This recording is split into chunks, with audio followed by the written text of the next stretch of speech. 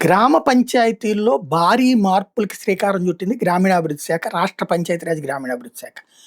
పవన్ కళ్యాణ్ శాఖ చాలా ఆలోచనాపరమైన నిర్ణయం తీసుకున్నారు. ఆస్తి పన్ను కావచ్చు, పన్ను ఇతర ఆదాయాలు ఏవైతే ఉంటాయో వాటి వివరాలు ఇప్పటిదాకా పోర్టల్లో అప్లోడ్ చేసేవాళ్ళు.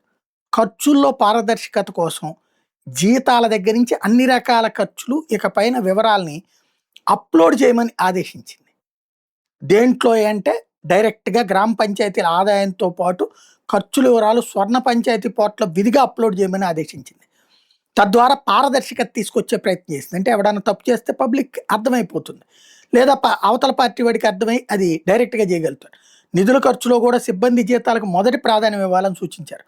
ఒక నెల జీతాలకు సరిపడా నిధులు విధిగా నిల్వ ఉంచాలని చెప్పేసి కమిషనర్ ఆదేశించుకొచ్చారు. కొత్త విధానం వెంటనే అమల్లోకి తీసుకొస్తున్నారు.